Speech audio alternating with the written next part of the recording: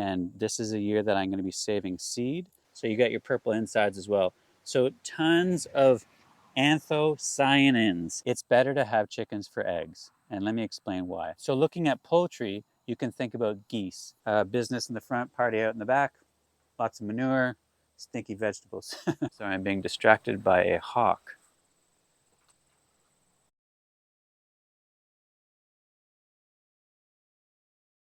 Everybody knows what to do in case of a fire. You know, you've had firefighters that would come out to kids and stuff when they're in school and teach them about making a plan. But what about a potential food crisis? Who is going to advise us when it comes to the potential of a food crisis?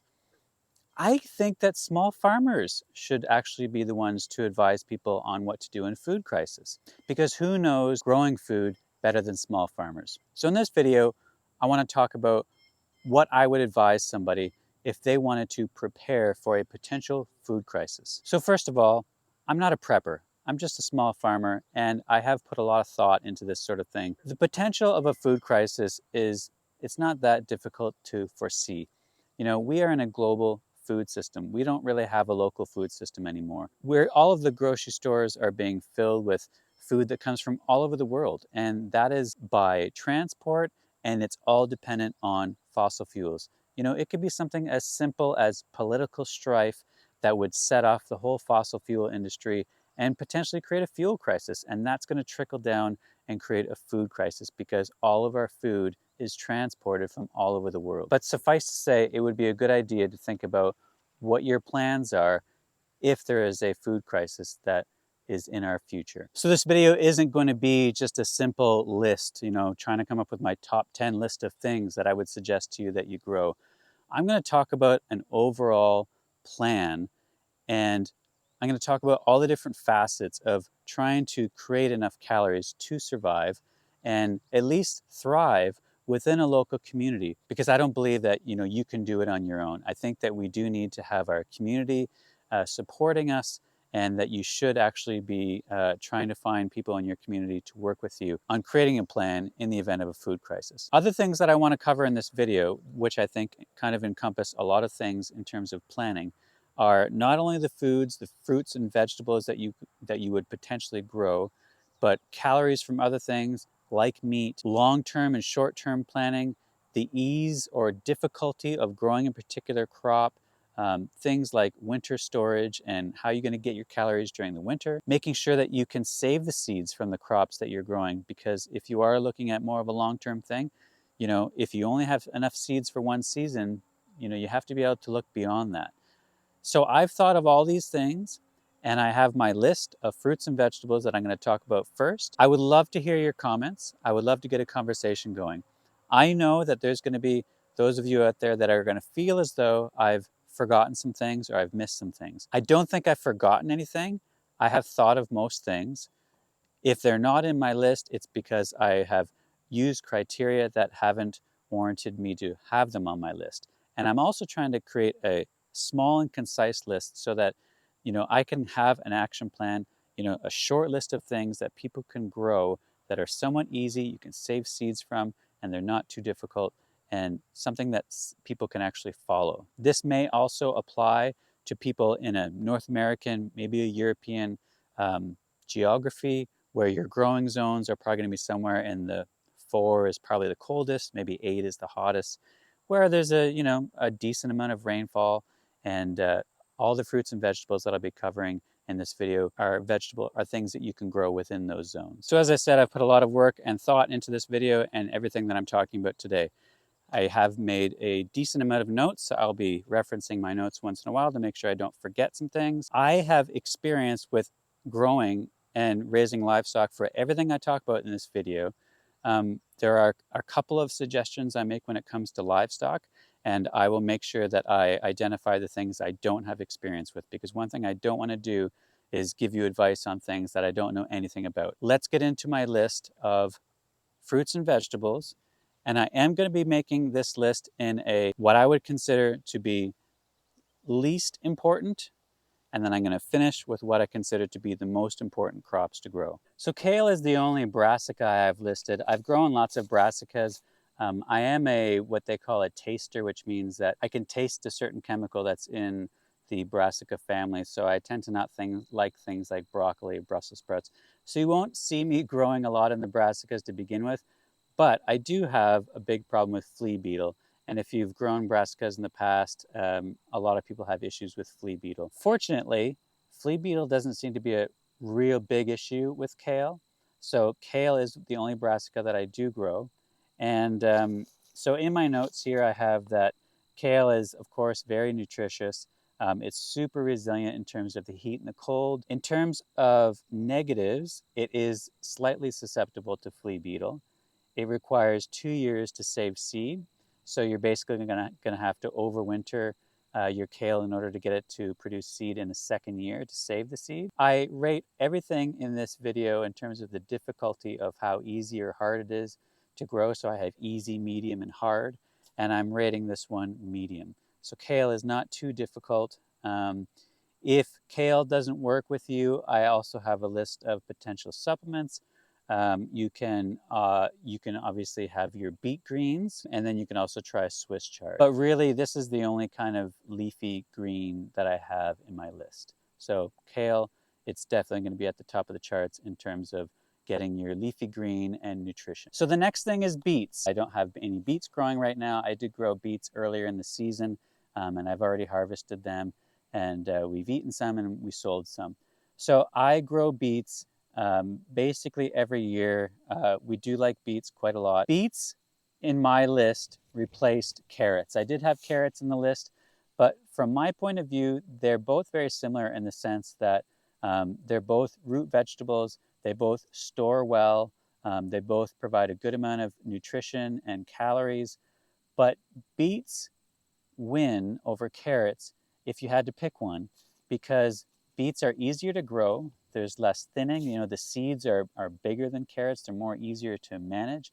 They germinate a lot easier than carrot seeds do. Carrot seeds are super finicky when it comes to germination. Beets they do have that dual purpose in the sense that you can eat the greens as well as the roots. No pest issues. I mean, the only pest issues that you're ever going to have with something like beets are and this goes for any real root crops, is that if you have any vermin like voles or rats, they will go after sweet root vegetables. So keep an eye out for that. And then, so for tips, I'm suggesting that you stick with the dark red varieties, because that's obviously going to be the best in terms of nutrition, high in antioxidants, high in anthocyanins, and that's going to really be an excellent addition to your overall nutrition. You can also try growing larger beets. There's some different functions for beets. Some people actually, so there's things called fodder beets, and there's also things called sugar beets, where you can actually create a sugar substitute by growing beets. So that's something you can find online as well. You could try growing the larger beets. Like there's a variety called Mango that I'm going to be trying out next year. Apparently it has a really good flavor and they'll grow nice and big. So obviously kind of, a single plant has more yield. I'm standing in my barn where I have my garlic hanging. So let's talk about garlic. Garlic is definitely in the list, and it is super nutritious, super healthy. It can add to a lot of cooking dishes. It's a very easy crop to grow. You just can't go wrong with garlic. I've been growing it for several years. I grow two different varieties. One is called Music, one is called Siberian. With garlic, it's super simple in terms of seed saving. Your actual garlic cloves are going to be your seed for next year. So, you plant your cloves in the fall. You want to grow your largest cloves that you got from your crop from the previous year, or buy some bulb seed garlic. So start with large cloves, plant them in the fall, give them a good amount of mulch on top. They have to survive that hard winter, and then they're going to come up in the spring.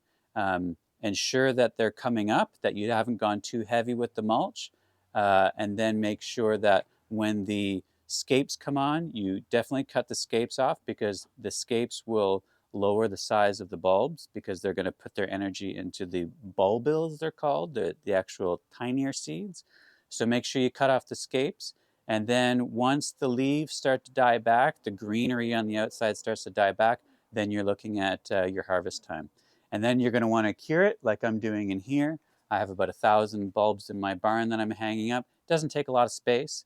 Um, and same thing with the garden. You know, you can grow a lot of garlic in a relatively small space. You know, if you're working with a community, you can be the person who focuses on garlic, and you can trade a lot of your stuff with people.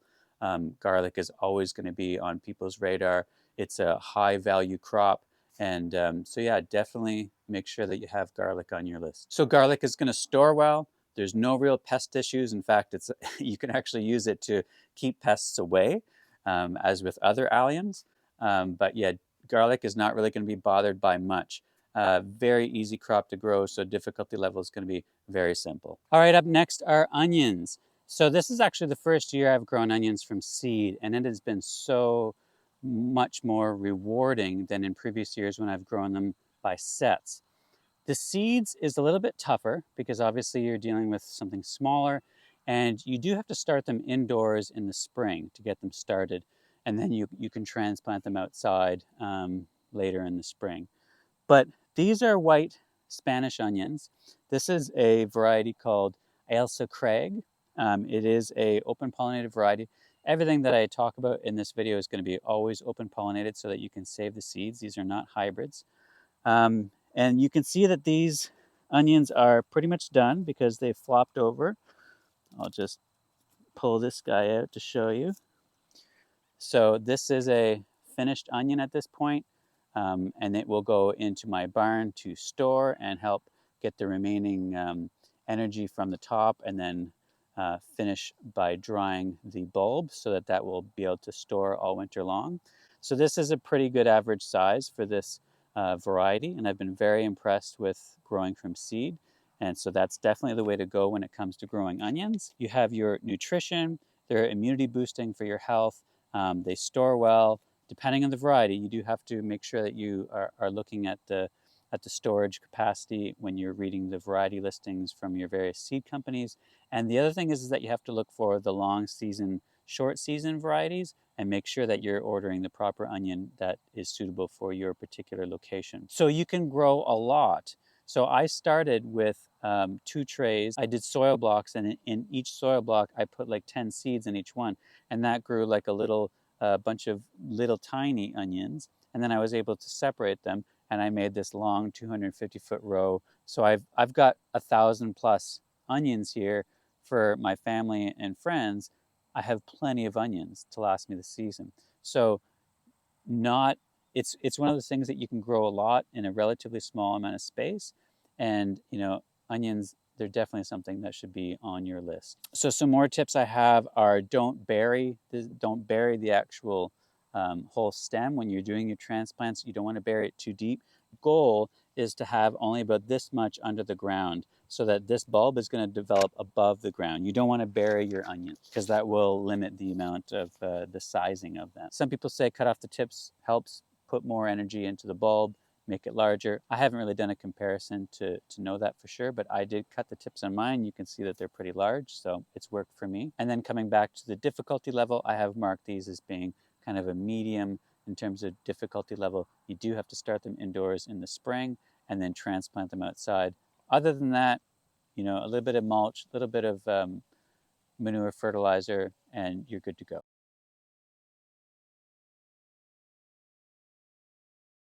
All right, so up next I have beans.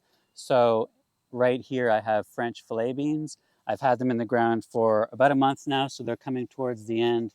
And I mean, there are some that still have flowers on them, I can see, but these have done really well for me. I grew these for market, and I grew these for my wife's restaurant. But when it comes to growing beans in terms of potential of a food management, a food crisis plan, you should look into pole beans. You know, maximize your vertical space and just the overall size of the beans. These are pretty dainty. The size of the beans, French fillet beans, are pretty small. So in order to get the most amount of yield and calories, really think about those pole bean varieties. Look at some of the heritage breeds.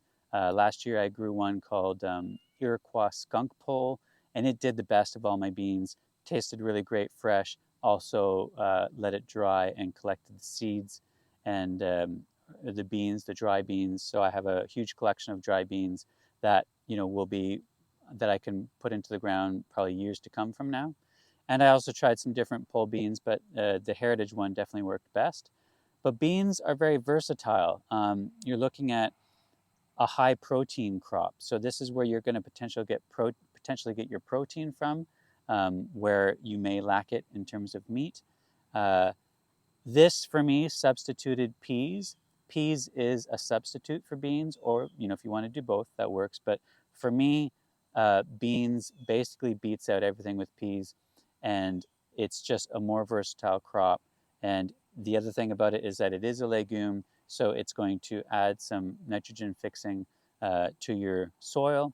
So if you're doing some crop rotations, in the area that you grow beans this year, next year you can put something in there that needs a lot of nitrogen, like corn. I have no negatives to growing beans. So, I mean, not much in the department of diseases or pests. So it's a very easy crop to work with. All right, so I'm guessing that you knew from the intro of this video that I was going to be talking about corn.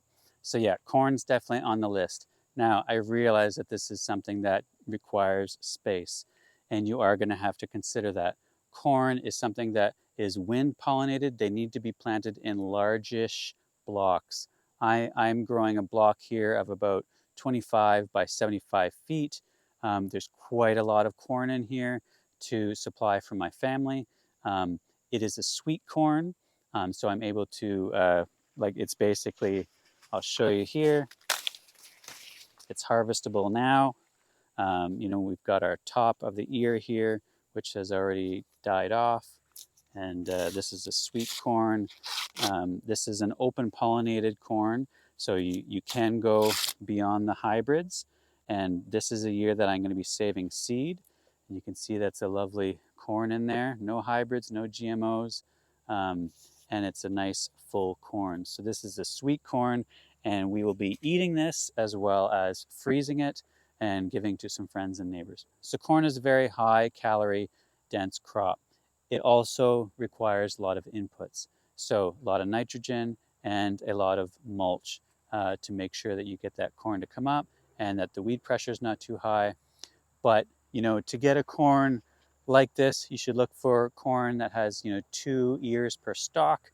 So you're going to get a good amount of yield for a small amount of space. And again, you have to get that open pollinated seed. There's not a lot of it out there. There's only a handful of varieties. This is a variety I recommend. I've talked about it a lot. It's called KS Dowman. You can look at Baker Creek Seeds to get this one. And I've been saving, or I have not been, this will be the first year I saved seed from it, but I have been planting this crop for, I think this is my 3rd season now, and it always yields great for me. Other types of corn, you can also get the, what they call, I believe it's called dent corn, where you can grow it let it dry, and then you can make a corn flour with it. So it's kind of a pseudo grain potentially, but it's easy to dry and then save it and then grind it. You can also get popcorn. I don't know if that's really going to be as useful in a emergency food plan situation, but definitely consider the sweet corn or the corn to grind for flour. And in terms of the difficulty level, I would definitely say that corn is an easy crop to grow. You can grow it from transplants. You can put them in seed blocks, start them that way, or in seed trays and then transplant them out, or you can just direct seed. Just make sure that you get the weeds out and that you're doing your weed control. All right, we're getting into the really big stuff here now. We're getting into the top items in my list. So behind me here, I have my winter squash. Winter squash is a must. And when it comes to seed saving, you have the choice of 3 different families when it comes to winter squash. You have your machata, you have your maxima, and you have your peppos. So you can choose one from each of those families. For me, I'm going to maximize my winter squashes, meaning that I can't grow summer squashes. So I'm not going to be growing zucchini. Zucchini is not going to be on this list, even though I do know it is a big producer. But I want to maximize my winter squash, so I'm going to make sure that I choose a winter squash from each one of those families. Obviously, zucchini is going to fall into one of those families and it would remove one of my winter squash, so I don't want to do that. So for moschata, I choose honey nut butternut squash. For maxima, I have candy roaster, which is behind me. And for peppo, I grow a small sugar pumpkin, which, so all of these things are obviously, the small sugar pumpkin is edible, and it produces all excellent, high quality, nutritious food that stores well and is going to provide a lot of calories. Now, in terms of negatives, you are going to need a decent amount of space.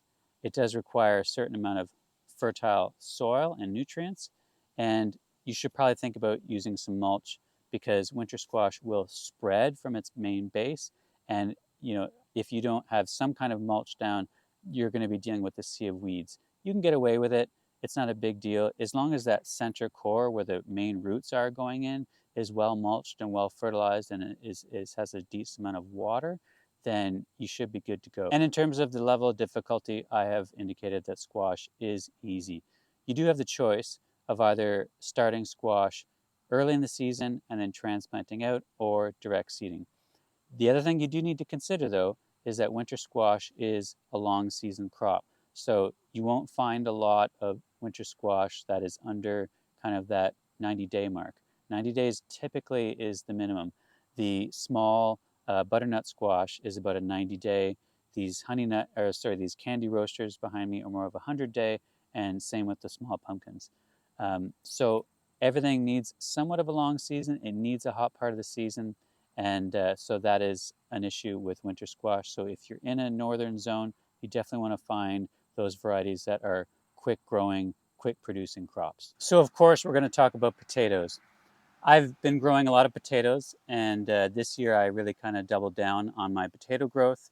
Um, so potatoes is one of those things that, prior to thinking about conversations like this, about, planning for your own food, for your own growing and your own survival, potatoes never really came up on people's radars. And usually the most common thing that was said was, why would I spend the energy and the time on growing potatoes when they're so cheap in the grocery stores? Big bag of potatoes, or going to a farmer's market, you can get a huge amount of potatoes for not very expensive at all. What you're missing, though, is the amount of pesticides that are in them.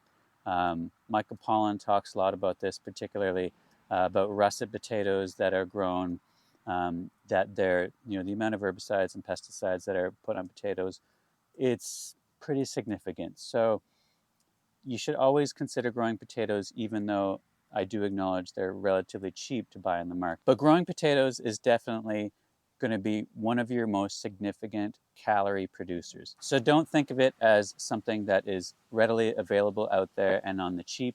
It's definitely something that should be on your list of things that you grow.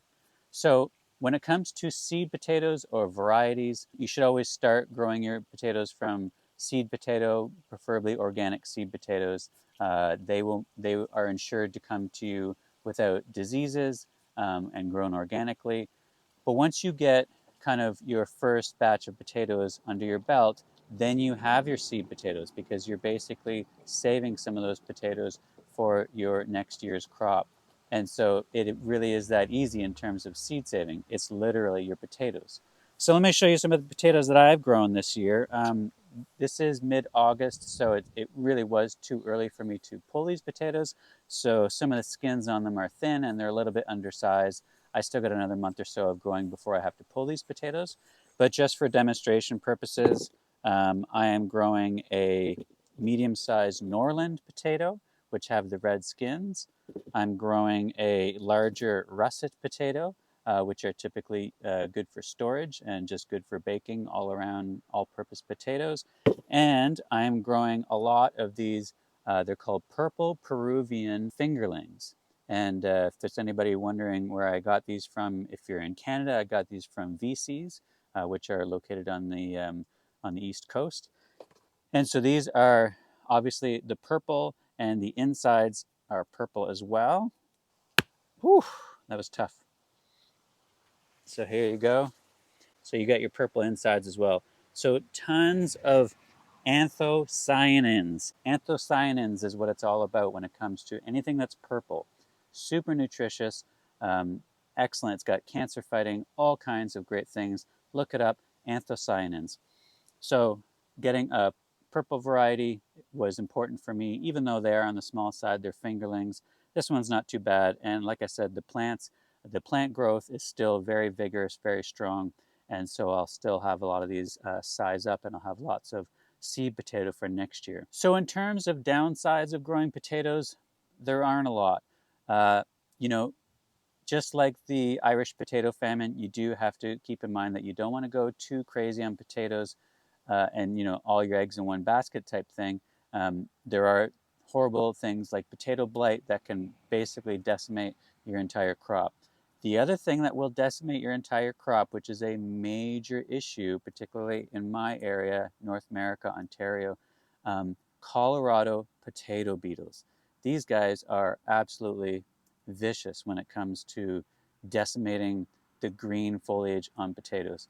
If they're left unchecked, they will completely destroy your crop.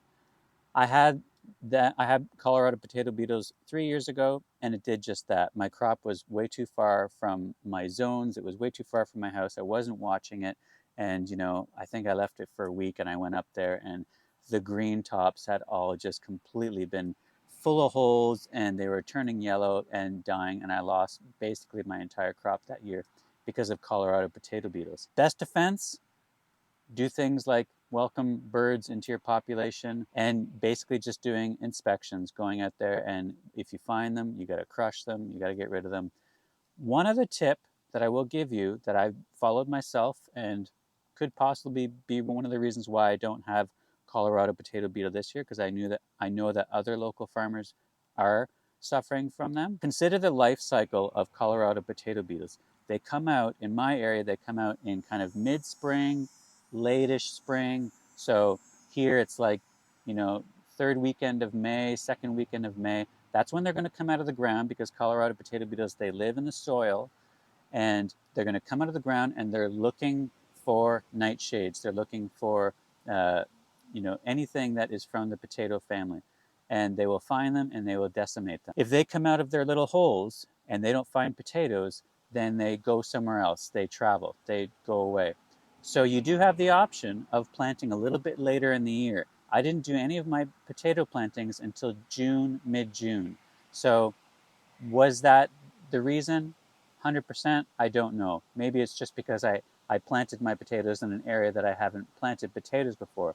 And that's the other big tip that you should take with you is don't replant your potatoes in the same area, especially if you have Colorado potato beetles, because those little beetles, they're gonna live in the soil over winter, and they're gonna come up in the spring, and they're gonna be right back at it. They're gonna be decimating your potato crops. So that's something to keep an eye out for. So potentially plant a little bit later in the season, and make sure that you rotate where you're planting your potato crops every year. All right, I am at the end of my list, and I haven't moved because the vegetable I'm going to be talking about is right behind me here. I'm not going to pull any up to show you, unfortunately, because they're so precious to me that I want to keep them in the ground. I want to make sure that they grow full. And right now, they're nowhere near being fully grown. I'm talking about sweet potatoes. So, sweet potatoes and your typical Irish potatoes, very different. Very, very different. They're not even in the same family. So, your regular Irish potato is in the nightshades. Your sweet potato is from the morning glory family. So, it's related to bindweed, it's related to morning glories. It's completely different, and you can tell from the foliage. The foliage is very much that kind of different shape from a potato, and it grows differently. Everything about it is different. It has more of a sprawling out type way of growing. And then the vines, these little vines, these ends here, have the potential, if this little leaf wasn't growing, this could have the potential to put down a root. And as they sprawl, if they find open soil, they will continue to root. And from those roots, they will grow more potatoes. So one of the best strategies for growing sweet potatoes is to have a wide open area that has open soil so that they can spread and that they can reroot themselves and grow you lots and lots of potatoes. Now that's more easier said than done, because having open soil means that you're going to have weeds. So you do have to get out there and make sure that the weeds are kept down, relatively speaking, and or hopefully you're growing them in an area that's somewhat weedless. So sweet potatoes are excellent at storing. They're easy to start. Again, Totally different from Irish potatoes, where the actual potato itself is the seed. The potato, the sweet potato itself is kind of the seed, but you do what's called growing slips. And if you've never heard of that before, basically you're going to take, pretend this is a sweet potato. Um, in the early spring, you're going to set this sweet seed potato in some soil in your house. You can cover it up so that you could put it on a heat mat, cover it with some saran wrap so that it's nice and moist in there, heat it up, and then it's going to grow greenery. And those green shoots that come out of the eyes are called the slips. So when those slips come out, you can cut those slips, you can store them in the water, and then when the temperature is right, and sweet potatoes tend to like the warmer soils, so you're looking at late May, June, depending on where you are, that's when you take those slips, and then each one of those slips you can plant into the ground. You can get a lot of slips for one big sweet potato, so you don't need to save too many, depending on how many you're actually trying to grow. Sweet potatoes, tons of calories, very nutritious, more nutritious than regular Irish potatoes. I am also growing a purple sweet potato. Subscribe and check out my future harvesting of sweet potatoes if you want to see them. They're a Japanese sweet potato called Okinawan sweet potatoes. Again, anthocyanins in the purple sweet potato. But sweet potatoes are more nutritious than regular potatoes. They store just as well, if not better. Sweet potatoes, I think, can actually store better than regular potatoes. And there are no real negative aspects to growing sweet potatoes. Part of the reason why they're at the top of my list. Now, the difficulty level, I will say, is going to be more of a medium, because you do have to get that whole slips thing under your belt. Don't make the same mistake I did this year, which was I actually started them too early. The slips got a little bit out of control. They ran out of nutrition in the soil, and they got a little bit wily. Generally, you need about 4 to 6 weeks to get those slips before you want to put them into the ground. You need about 6-inch slips. Little bit of roots in the bottom already started. The more roots, the better. And yeah, just put them in the ground and watch them spread. Sweet potatoes do obviously like a long season. They like a hot season. They do like lots of fertilizer. Make sure that they're well fertilized with some compost or some manures, and you're gonna have a ton of sweet potatoes come harvest time. All right, so let's talk about grain. So I'm standing beside amaranth. It is also technically a grain. You can grow amaranth. It's very easy to grow. Once it matures, there'll be all kinds of little tiny pieces of grain in here. It's easy to just winnow it, or it's easy to just get it off. You can just kind of crack it over the edge of a barrel or a bucket, and all the grain will come out. The real grain, though, like bread grain, your wheat, your rye, buckwheat, stuff like that, I would really encourage you to not think of it growing it on a small scale. It's a rabbit hole that I've been down. I've tried it myself. I actually grew rye for a season. I dedicated a decent amount of space for it. I scythed it. I collected it. I cut off all the heads, and I got it into a big bucket, and I never went beyond that point. My goal was to make a loaf of bread, and really what I collected probably would have only been enough for a loaf of bread. So the point I'm trying to make is that a lot of work, a lot of energy, a lot of your own calories are going to go into making grain, to then only have a return that's really not substantial enough to really make a lot of loaves of bread at all. So I would encourage you to look beyond your own means of producing grain. Grain is the one thing that I would definitely recommend that you go outside for. But when it comes to a potential food crisis, we've already seen that flour can be one of the first things that disappears from shelves. So what I would highly encourage you to do is to seek out a small farmer, medium-sized farmer who produces their own grain, who grows their own grain, who cuts it, and then who has the equipment to basically have that final product, which is the seed, before it's sent off to the mills. Um, Sometimes that's referred to, in wheat anyways, it's referred to as the wheat berries. So if you go to a farmer who grows wheat, if you were to say to them, I would like to buy some wholesale wheat berry from you, they would give you their price, and they would typically prefer that you buy in bulk. And I have a local farmer that I do that for myself. I make sourdough bread. Now, the other thing about having the seed in a whole format is that you can potentially save that for a long period of time if you do it correctly. You know, if you did some sort of vacuum pack or in a food grade barrel and try to get the air out of it, you know, you can save that seed for many, many years. Again, growing seed on your own, it's just too labor intensive. You'd never be able to create a mill that is worthy enough to produce on a large enough scale to provide your family with enough bread to, you know, get through a year. That's something that I would definitely recommend that you don't put in your I'm going to do this myself toolkit. Definitely look outside for grain, and maybe it's something you want to look into and store. So here's something you can think about as a potential bonus. It's not on my official list, but it's maybe a nice to have, something to think about. So these are black oil seed sunflowers. So they are going to produce a seed that is going to be high in oil and is going to be, you can potentially make your own oil from, or you could even just eat the seeds. So you can see there's lots of pollinators in here right now. We'll see if we can find one that's close to producing the seed. I see this guy's potentially close. So if I take off a few of those in there, you can start to see the black seeds inside. And then that's what you would harvest and let dry. And then you can then collect those seeds and either use them to eat in a seed format, or again, you can create an oil from it. But sunflower seed is definitely useful and lots of uses. And it makes lots of extra foliage here. You can feed to your livestock or compost it. So let's talk about long-term planning a little bit more. Having perennial fruits is definitely something that can be advantageous for you.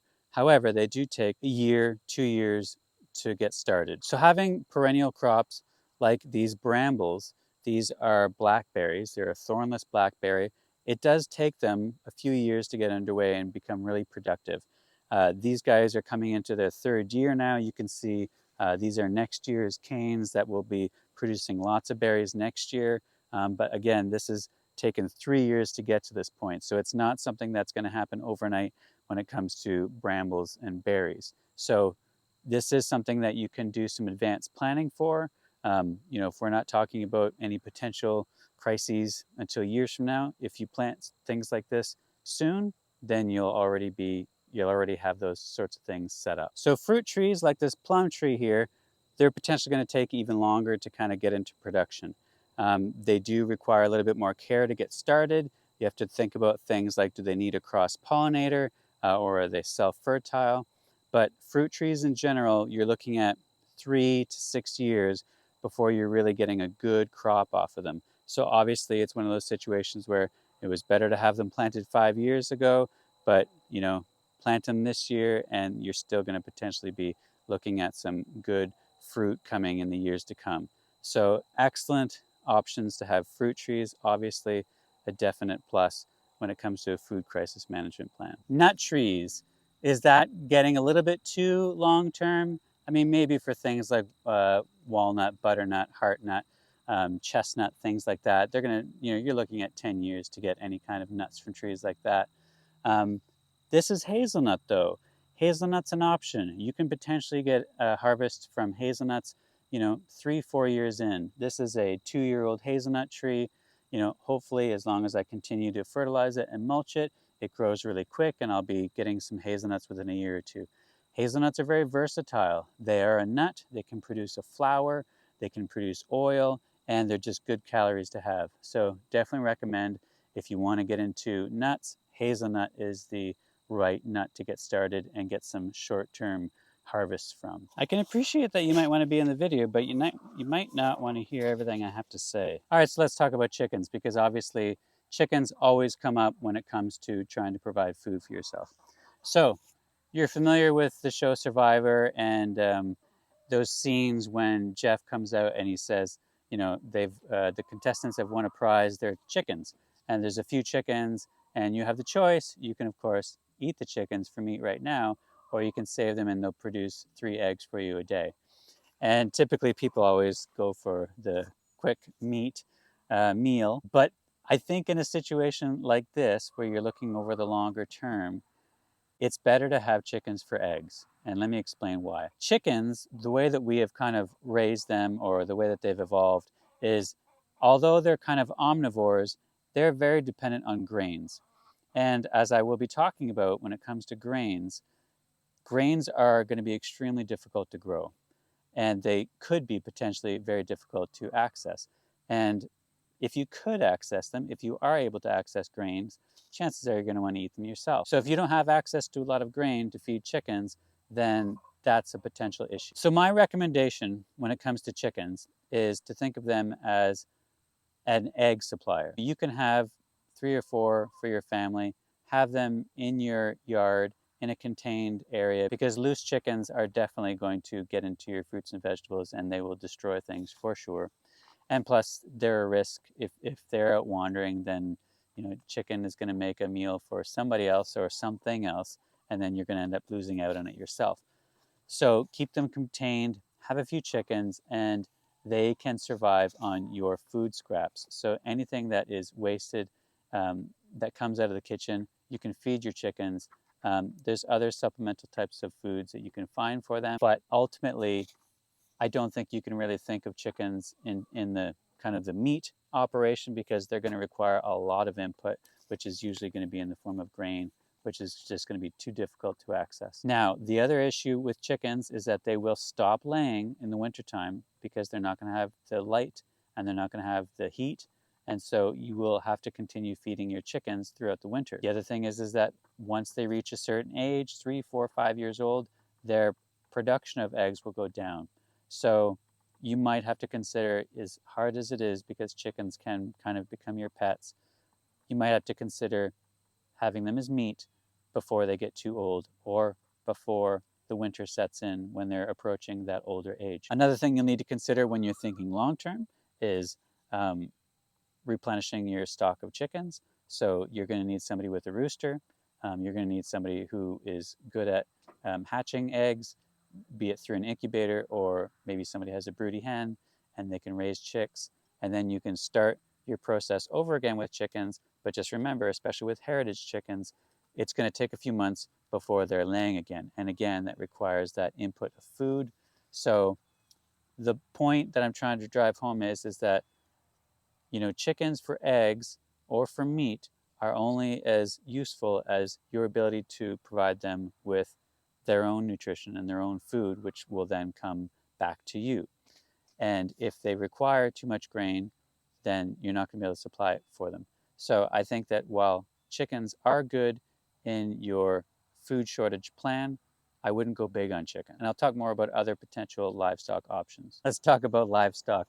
So I have my sheep behind me here. These are wool sheep. Um, they're not going to do too much for me in a food crisis management plan. I'm not using these guys for meat.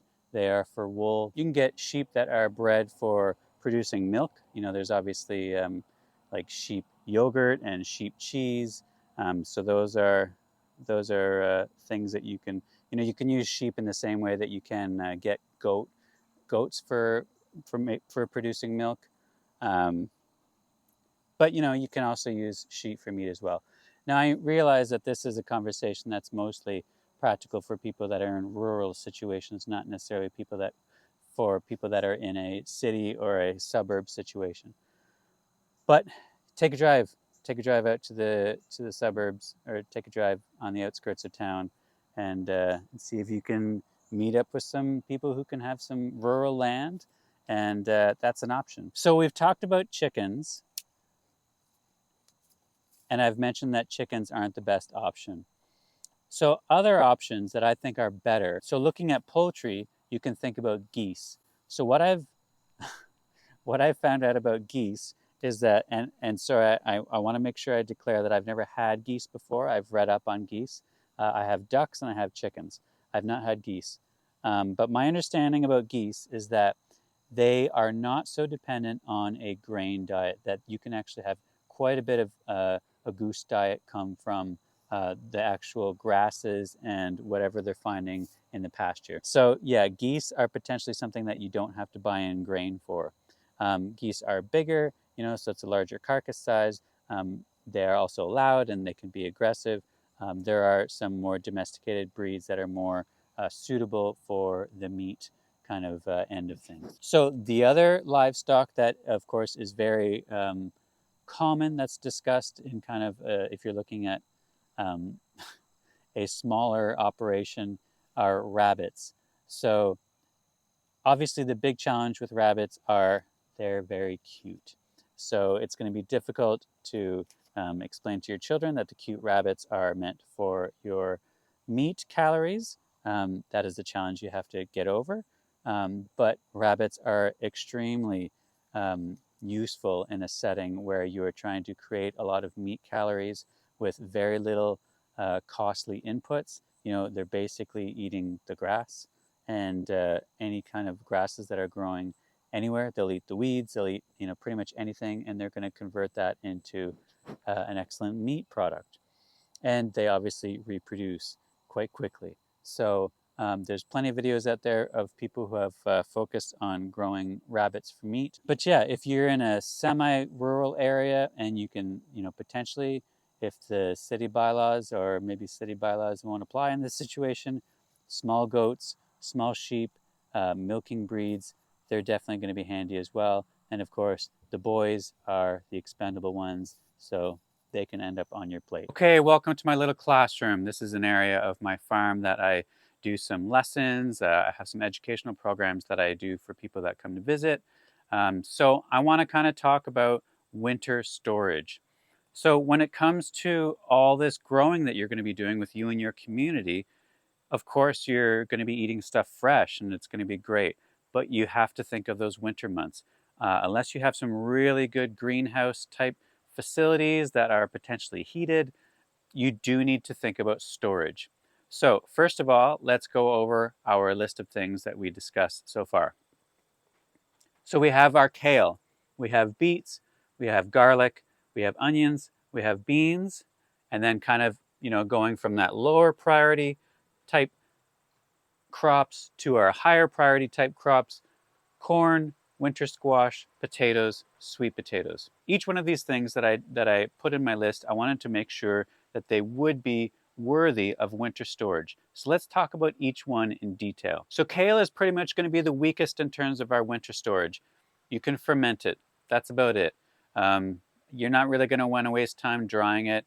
It's going to lose a lot of its nutrients at that point. So kale is really more of a 8 month out of the year type crop, which is still pretty good, you know, when you can't compare it with things like lettuce and stuff like that because it's just not as hardy. Now, the other thing I mentioned about kale is that you can leave kale outside over the winter time. Get some leaves, put some leaves around it, put a little bit of row cover on it. That kale will absolutely be fine for most parts. You know, zones 6, 7, 8 for sure.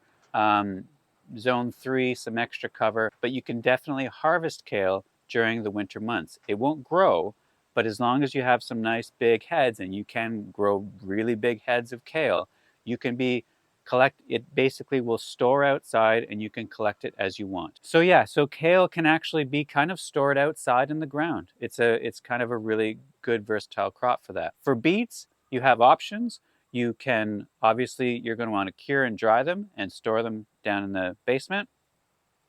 I have a dust cloud going beside me, which tells me that my friend Smirk is here. There he is. Are you doing your roly-poly over there?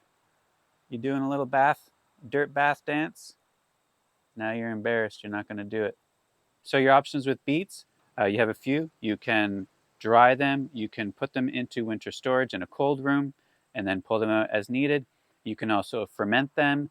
You can make a very healthy, nutritious kind of kombucha style drink called beet kvass. That's on YouTube. You can look that up. So you have options with beets.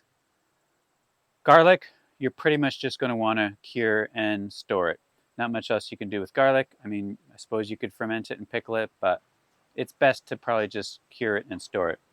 Onions, you can pickle them, you can ferment them, but again, curing, storing in a cold room.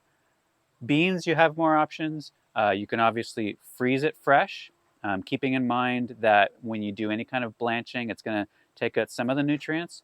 You can pickle them, you can ferment them, and then obviously, if you're going to let some of them dry out on the vine, then you can have dry beans and you can store those in cans or jars. It doesn't really matter. When the beans are super dry, storage isn't really a huge issue. Corn, basically kind of the same as with beans. If you're pulling it off fresh, you can freeze it. You can actually freeze it whole cob, or you can kind of grate it off, put it into Ziploc bags, try to suck all the air out of the bags. I suppose you can ferment it. Haven't really looked into that. I mean, you can ferment anything. uh, so winter squash, I would probably just stick with the curing and storing. That's probably your best bet. Potatoes, curing and storing. Sweet potatoes, curing and storing. That's pretty much going to be what you're going to want to do with those. So I would always recommend doing ferments over doing pickling. Fermenting things, obviously the probiotics, your gut health, that's super important. When you are fermenting, you are removing less of the nutrients. So it's as close as you can pretty much get to preserving some of those nutrients because you're not boiling it like with pickling. With pickling, you're going to be basically kind of, obviously it's pickled in a brine, in a very vinegary brine, not super healthy and nutritious. Doing that little bit of boiling of the vegetable is also going to remove some of the nutrients. So, I mean, pickling is obviously going to provide calories, no doubt about it, but fermenting it's basically easier and it's more healthy for you. So I would always think about fermenting over pickling. If you're not somebody who's had fermented foods, it does require a bit of getting used to.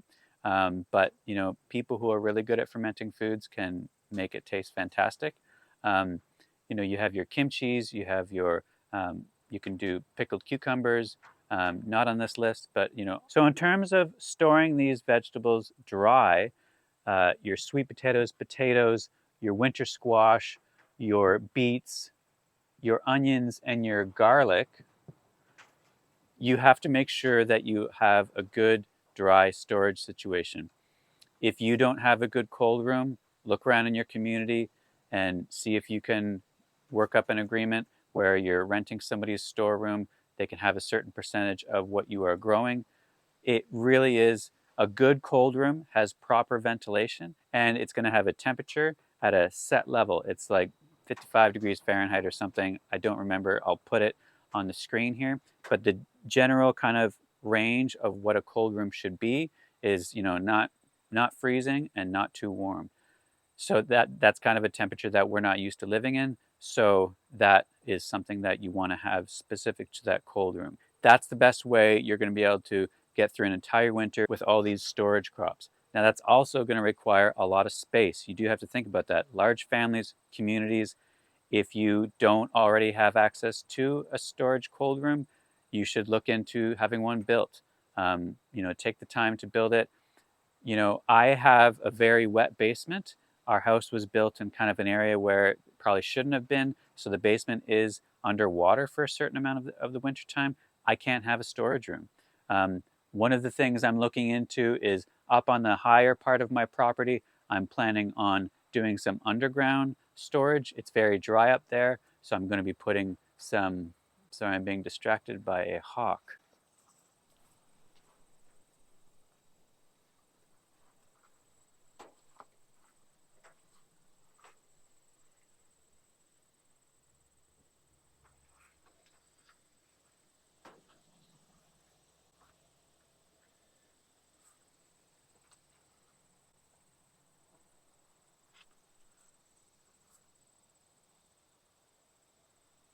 Okay, so let's talk about kind of a typical suburbia house. Maybe you live in suburbs. This is your house. So this is your house, this is your backyard, this is your front yard. So in your backyard, obviously this isn't your curbside. You don't have to worry too much about the curbside appeal in your backyard. Business in the front, party out in the back, lots of manure, stinky vegetables. So I've divided it into three. So you're going to use your entire backyard. Hopefully you have a park nearby for your kids, but your kids can work in your garden too. Kids love getting dirty. So 1/3 of your backyard is going to be dedicated to your potatoes. So I've put potatoes, maybe one year you do potatoes, the second year you do sweet potatoes. And then you can talk to your neighbor and whatever, if you got somebody as part of your community, do the opposite to them and you can trade some back and forth. So 1/3 for potatoes. 1/3, I have garlic, beans, beets, and kale. I put kale close to the house because you got your back entryway here in the middle of winter time. Throw a few leaves around your kale, and then you can go out in the winter and you can harvest your kale as you want. You can also do that with beets and carrots as well. Something to consider. You can basically store them in the ground in the wintertime, keep them covered, go out, dig them up, get underneath the frost layer, and then everything stores well in the ground. And then in your other third, I put a little row of onions up here, and then the rest is for your winter squash. Now in your front yard, you need some nice curb appeal. So, I don't know, most people already have trees in their front yard, but you should try to maybe consider having a fruit tree. So put a nice big don't go too much of a dwarf. Like sometimes when you go to the nurseries, they offer you to do the dwarf, the semi-dwarf, or like the standard. Go for a standard. A standard apple tree, nice and big apple tree. Don't worry about it. Get a ladder and get up there and pick those apples up high. They have these extension pole like sticks. You can pull them down. Don't get those dwarf trees. Get the bigger trees and get more yield. Up against your house, maybe there's a bit of shade, you got an awning or something, plant some raspberries up there. That's where you can do your raspberry harvesting. Again, it's going to take a couple years to get a good harvest of raspberries, but once they're in, you're going to get lots. Over on the other side here, up against the house, you can have some annual sunflowers. They look very pretty. And then maybe an elderberry bush. Elderberry is going to produce a very nutritious berry. Birds love it, and it looks very pretty too, and it's very easy to grow. So that's kind of a typical example of a suburbia backyard. Now, again, not everything on my list is here. So you should, again, this is about getting together in your community and planning it out. So you might have a neighbor in one side that's got a huge backyard. Maybe they've gotten a double lot size and they've got an excellent huge backyard. Maybe they're the ones that are going to grow corn. And work those things out. And people are going to have different skill levels in terms of gardening. These are all things you can work out in your community. So that's a typical example of how I might work a small suburbia type setting in a community. So some other points I wanted to kind of make in this video, because I'm not a doomsday guy. I don't want to, I don't want to sit here and talk about how the sky is falling and, everybody freak out and, go and grow vegetables and, the grocery stores are going to be overrun. But I think there's so many things you could talk about, but even as over the course of the 2 days that I was shooting this video, the camera's rocking back and forth right now because I have super strong winds. I have some wind protection in here. Yesterday when I was shooting, I noticed that there was some lightning going off in the background. But, these crazy climate change issues that we're going through, they are potentially going to cause food crisis situations. I don't want to pull the panic alarm and get people freaked out, but I think it's worth thinking about. And you know what? Even in the short term, if you aren't a person that wants to get very anxious about things like me, I think there are things that you can do that are really smart things. Things I mentioned already about, planting that fruit tree, planting some brambles, planting a nut tree like hazelnut. Start a garden if you're not already doing a garden. Visit some neighbors, start a conversation, and bring them a seedling for a squash or a tomato. That's always a great conversation starter. Or if you have extra zucchini or whatever you're growing, put them out on the end of your road, free zucchini.